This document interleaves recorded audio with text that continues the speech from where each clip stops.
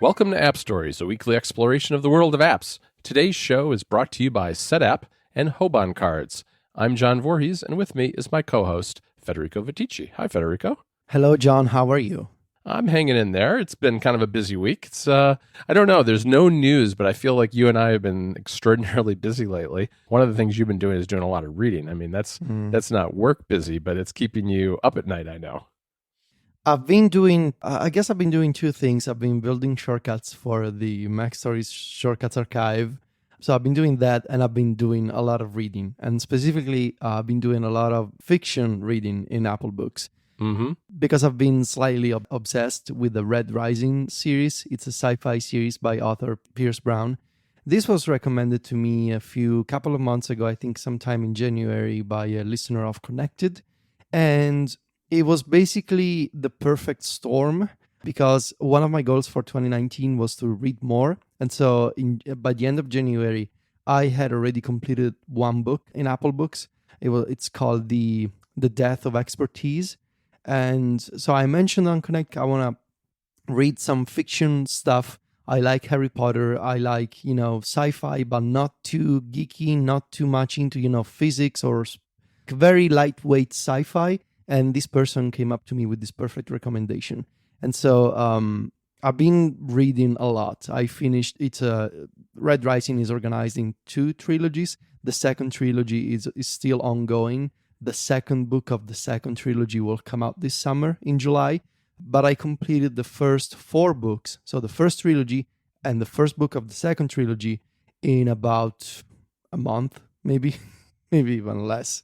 Well, that's really interesting. I had heard you put kind of the call out on Connected for books you were interested in reading. And it's kind of funny because actually I had not heard of Red Rising, I didn't think, until I looked in Apple Books myself and realized that I had bought it. Like, I don't know when it came out, 2015 or something like that, or 2016. It was a while ago, and I had bought it and never read it. So, really? Yes. Wow. Yes. So unfortunately, I hate to say it, but there's more than one book like that in Apple Books for me. But I have started reading it myself, although I'm only partway through. And I've really enjoyed it so far. But we thought today, since you have been spending a lot of time in Apple Books, that we'd like to talk today about reading apps, both for books as well as for comics and manga and that kind of thing. So I thought I'd let you start, since you've been spending an awful lot of time in Apple Books, and talk about that a little bit. Sure. So as I mentioned, I spent a lot of time reading the Red Rising series. Now I'm in my second read-through of all the books. I'm already in I'm reading for the second time book 3, just because I felt like I was, rushing through the story because I really wanted to see how it ended. And now I'm taking my time to fully appreciate all the chapters and all the foreshadowing in all of the books. But doing this, intense reading has exposed me to the new Apple Books app for iOS 12. And this is something that I really wanted to understand. If you remember last year, we had Ryan on Mac Stories actually read about Apple Books in the summer because I knew I was not going to have the time to read a book while I was working on my iOS 12 review. So the section of Apple Books of my iOS 12 review was kind of, on the light side. But we had a full-on overview from Ryan before the review came out. Now that I've taken my time to read all of these books, and I like to take notes while I'm reading, so I'm using the highlights feature. But I've also spent a lot of time browsing through the new Apple Bookstore, and I have some thoughts. I think overall, I find the new Apple Books to be absolutely beautiful, and I agree with Ryan when he wrote that it's a love letter to readers. It does feel that way. It feels like Apple was able to take the design language of iOS and the modern look of Apple Music, for example, or the TV app. This bold typography, these large images, these curated collections. The App Store, of course, was a huge influence on this.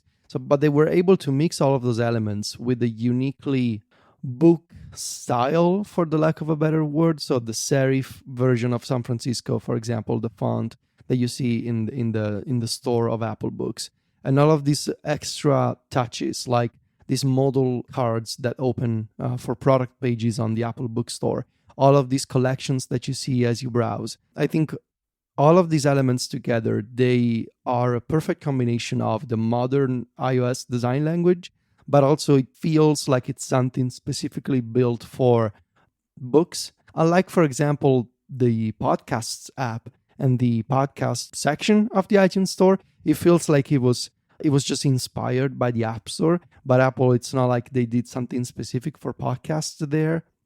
For books, it feels like they took all the elements that worked with the App Store, but they reimagined them and they optimized them for the reading experience, for the browsing experience of actually buying books and audiobooks.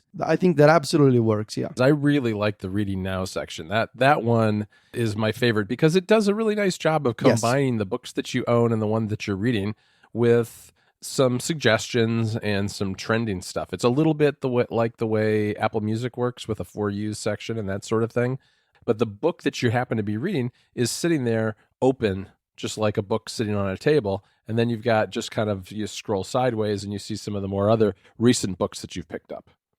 Yeah, I think it's a really good way to quickly get back to what you're reading. And I think I really I appreciate the distinction between reading now and want to read. I've assembled a collection of books that I want to read next. And it's very nice to be able to see those books as you scroll down the main page, before you get to the For You section and before you get to the new and trending section, you see this want to read, and it's a good reminder of, I want to read.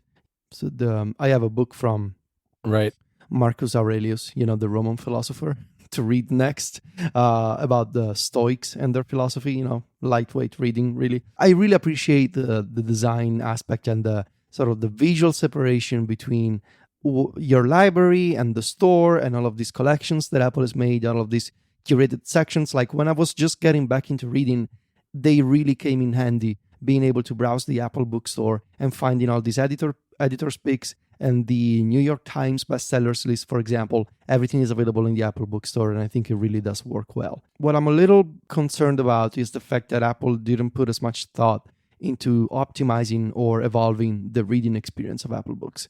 Because reading a book is actually unchanged from iBooks and from older versions of the app.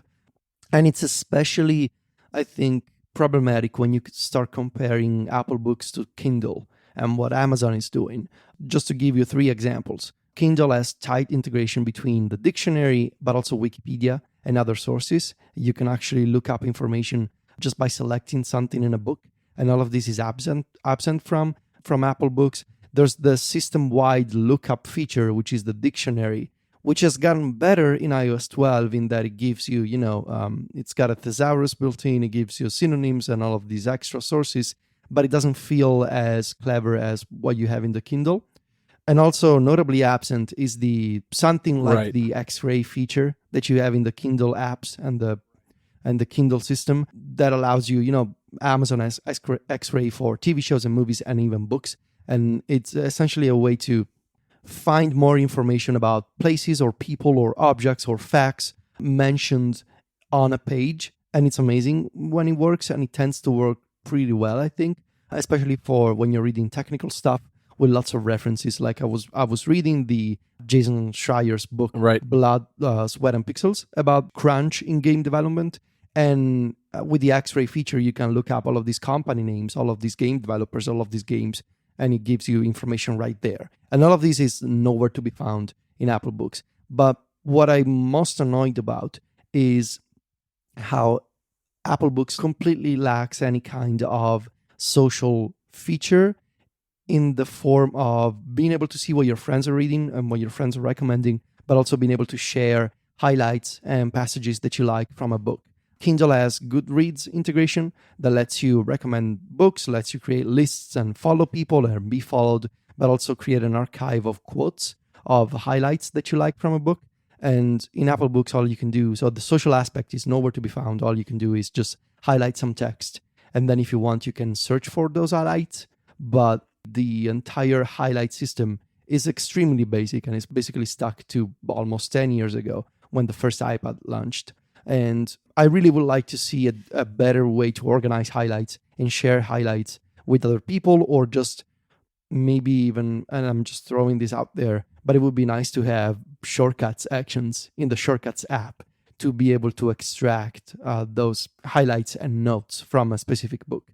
I know it's never going to happen, but I can dream. Yeah, I mean, I think that's a great idea. I mean, you could even design a system where it has kind of a nice little, nicely designed card, like kind of like a text shot, and maybe has a link to the book so people can check it out themselves. Yeah. This episode of App Stories is brought to you by Hoban Cards. Hoban Cards offer beautiful, pre-designed calling cards, business cards, and stationery with a focus on minimalism and typography.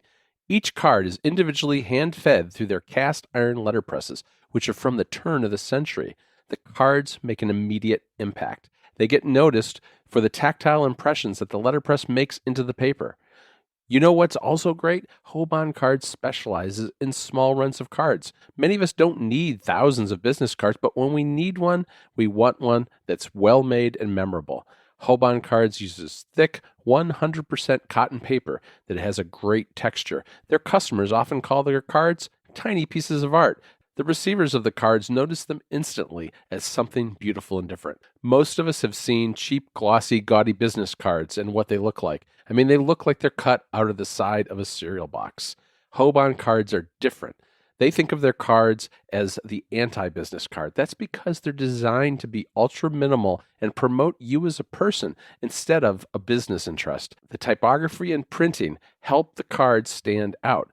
Hoban Cards have a blog too, where if you're a design geek like me, you can read all about typography, letterpress printing, and the history of stationery. It's really neat, and anybody else interested in that should definitely check it out. The Hoban Cards print shop is located in a small town in Washington State. They are 3 printmakers and friends who all love the printing process, and they want to introduce the joy of letterpress printing to you too.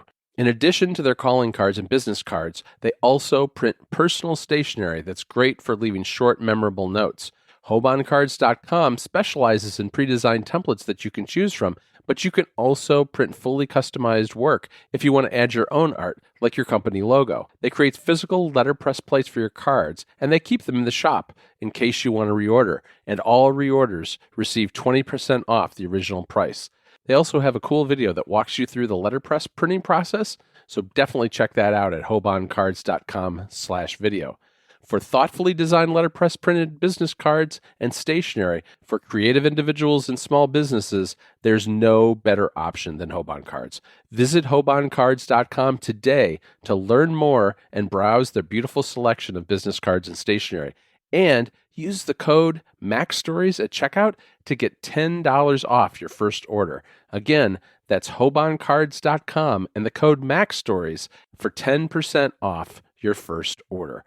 Our thanks to Hoban Cards for their support of App Stories. I mean, I think what you've hit on is some of the key differences with the Kindle that I was going to mention in a minute. I might as well mention some of them now, which is, the Apple Books experience is a much more isolated one-person experience, whereas the Kindle really does have the social aspect of it. It has things like Goodreads, which was a company that Amazon bought at one point, built right in, which is a way people organize book clubs and other things like that and share their favorite books, as you mentioned. And I think the other thing that it has going for it that, Apple's never made a reader. Of course, you can use your iPad, but with Amazon, there is a big advantage of having the physical Kindle device too. I mean, a lot of people can that way move between multiple devices. Maybe they use their iPad at home, but they want to take the Kindle, which is a little bit more, it's cheaper and it's probably a little bit more sturdy in some respects than an iPad to take to the beach or something like that. And you can move between those two things really easily. And that X-ray feature that you mentioned too, it also works really well with a book that has a lot of characters in it, because not only does it allow you to look up company names and facts and stuff like that that's mentioned inside a book, but it also will have a little summary explaining who each of the characters are, either on a particular page that you're reading or in the book in general. Yeah, that's nice. Yeah, I mean, all of those modern features, there's this weird contrast between the Apple Books app and the presentation around it is completely new, and Apple did a great job. But when you actually try and read a book, it feels like a product from 10 years ago. And I ended up, so I spent like a Mm-hmm. week trying to decide between Kindle and Apple Books. And ultimately, I went with Apple Books because I just prefer the way that it looked. And I use Apple apps and services usually because they're more integrated and, they're easier to use and they're built right into the system. But I have a feeling that we've only seen half of the Apple Books relaunch. At least, I want to be optimistic about it. I don't know, maybe I would be just happy with better a better system to organize highlights and share highlights. But I think it would be nice to also have some kind of Apple Music like Mm-hmm. friends feed, so I could see what is John reading, what are some quotes that John is sharing with others. So I don't know, we'll see. So we talked about Apple Books, we talked about Kindle. Is there anything else you want to share about the Kindle, John? Yeah, just a couple of little things. I mean, one is that there's some nice features built around students too. And you talked a lot about highlighting, but you can also make flashcards in the Kindle.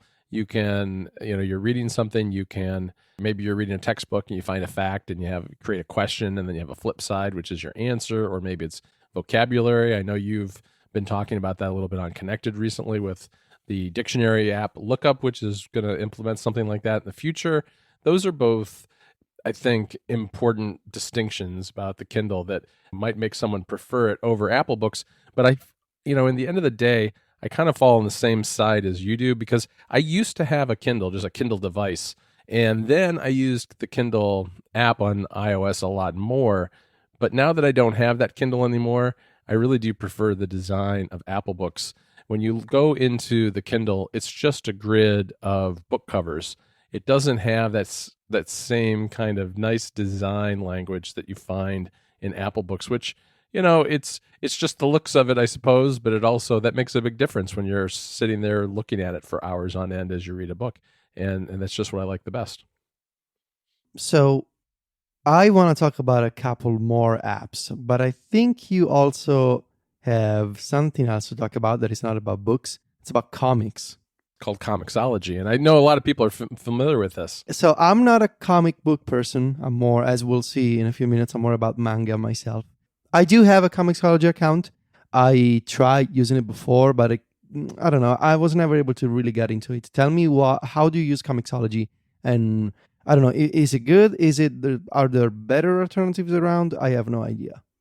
I like Comixology a lot. I mean, I don't use it a lot, but I do go through spurts where I'll hear of something, I don't know, somebody recommends something to me and I'll pick it up and I'll read it.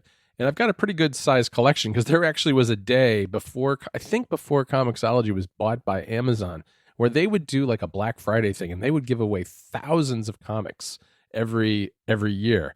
And so I acquired a ton from that. And I have so many from those days that I really have kind of an endless library that I can choose from of old stuff. What's cool about it, I think, is that it's just very easy to navigate. And I know there are a lot of people who may have kind of a comics purist view of how comic books should be read and may not like all the ways that you can do that in Comixology, but one of them is guided view. So you can look at a comic 2 pages at a time, just like if you had a comic book open, a physical comic book open. Okay. Or you could look at 1 page at a time and see the whole layout, the whole flow of that particular page. But especially if you're on a phone, that's super teeny tiny.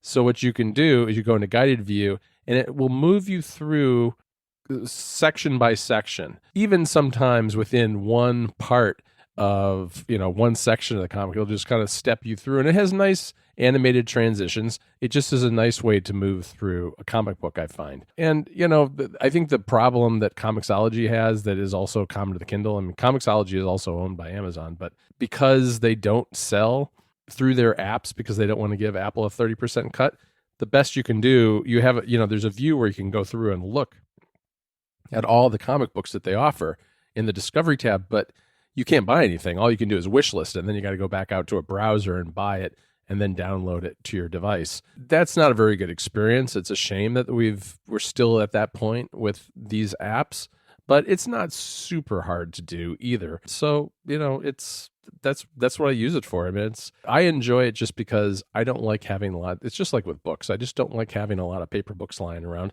and I don't want to have a bunch of comic books lying around. I am not a comic collector. I just enjoy reading a story once in a while. Yeah, maybe I should try it again.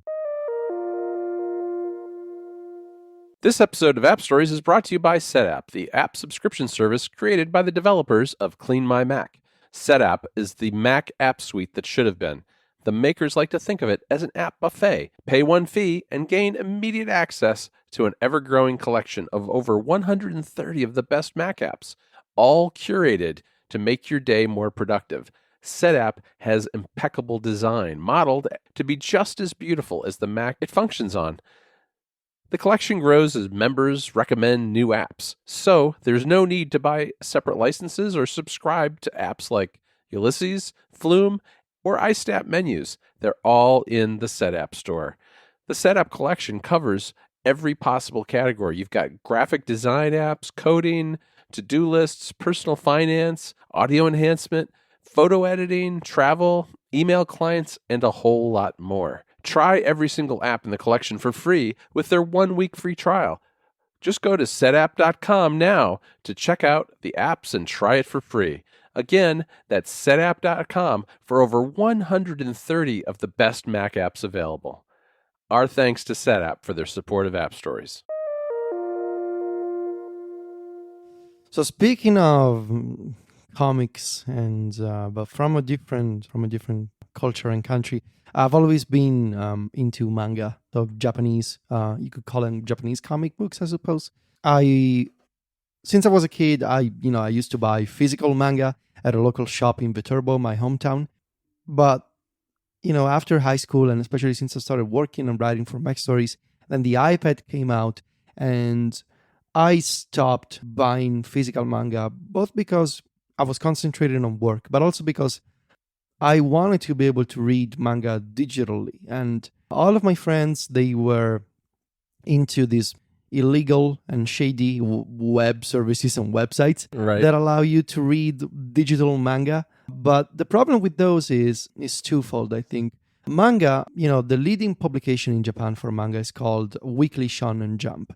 And manga are released in chapters.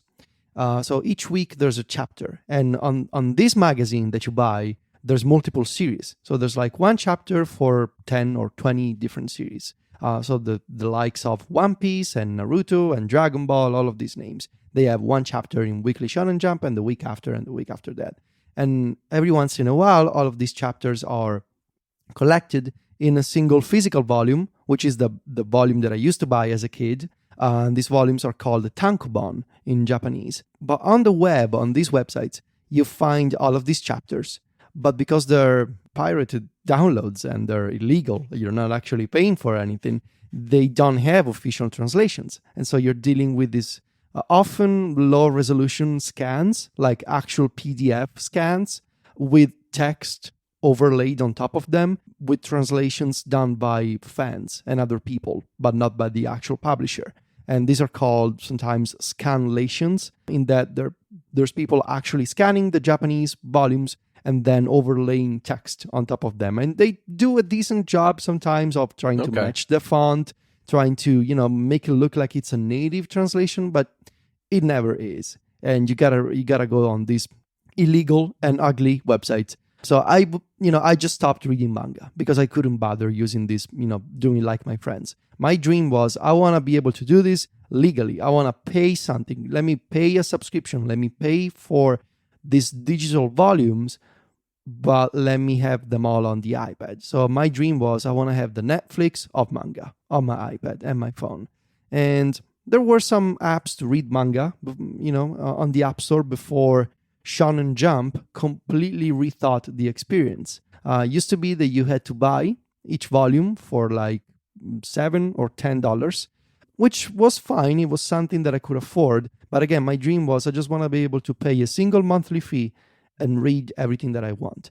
And sure enough, a couple of months ago, Shonen Jump and Viz Media, they are the Western company dealing with the rights and the publishing of Weekly Shonen Jump. Right. They rebuilt the iOS app to be a $2 per month subscription that gives you everything. It gives you same day releases as Japan. So the chapters that actually come out in Japan in Weekly Shonen Jump, you can read them same day in English in the iOS app. Wow. And it also, for $2 a month, it gives you the entire back catalog of all the volumes and chapters that have been published. I should say just the chapters that have been published in Weekly Shonen Jump. You can pay the volumes separately, but all of the chapters, both new and old, are part of the $2 per month subscription. And it works on the iPhone and iPad, and it's incredible.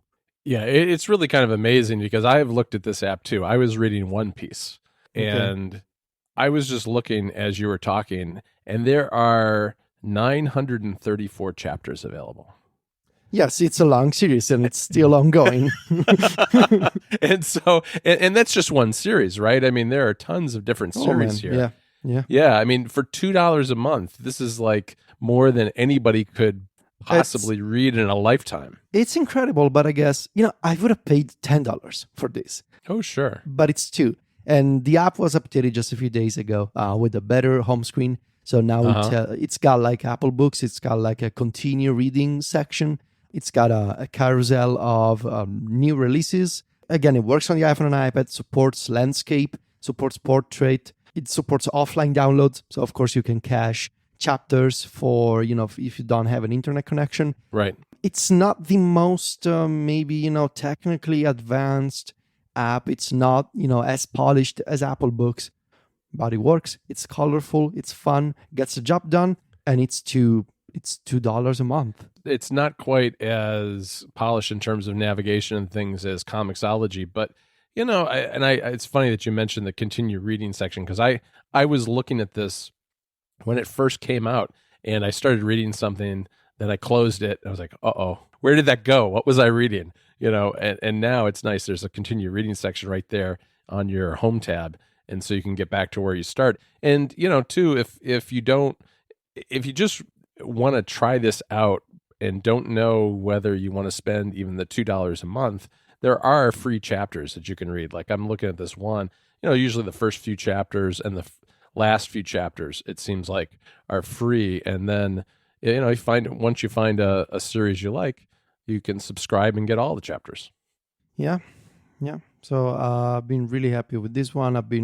I put the reading manga on hold since I discovered Red Rising, but as soon as I'm done, I will get back to it. There's one final app, John, that I would like to cover quickly.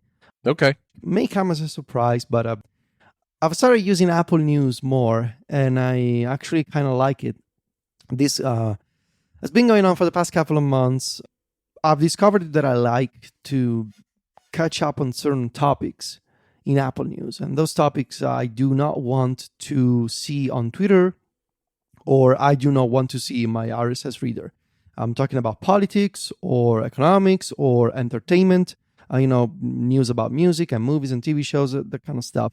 And I think that Apple News is a nice walled garden, like a self-contained thing where I can catch up on these topics and this news, and I actually enjoy it. And I like the fact that Apple News is now comprised of multiple sections. So in addition to top news and, For You, for example, now you have videos. There's a separate category for videos, and you can see all of these news videos and news reports. But also there's a second tab in the Apple News app for iOS and the Mac that is usually called the morning or the evening digest. Right. And it's like a summary, like a curated by Apple News editors that gives you usually there's like a daily theme or a collection of topics, and it gives you pointers to articles that you can read about those topics or videos that you can watch. But in the weekend, it becomes Weekend Pursuits, and it's usually here's TV shows or movies that you can watch this weekend, or books that you can read, that kind of stuff. And it's really well done. It's really polished. I appreciate how there's of course, machine learning at play with the For You section. Gives me recommendation for Nintendo news or Xbox news or music stuff. And I also like the rich notifications that I get for breaking news. And, something happens, I get a notification, I can expand, and I can actually see the photo or the title and a brief summary of the news item right inside of the notification. There's a couple of weird things about Apple News. The first one is that it's a bit inconsistent in places. Like on the Mac, for example, you cannot copy a link to a story. Right. Or on iOS, there's this weird separation between the things that you save in Apple News, like I want to save a story, but also the stories that you save in Safari in reading list. And I really think that those two should be the same thing.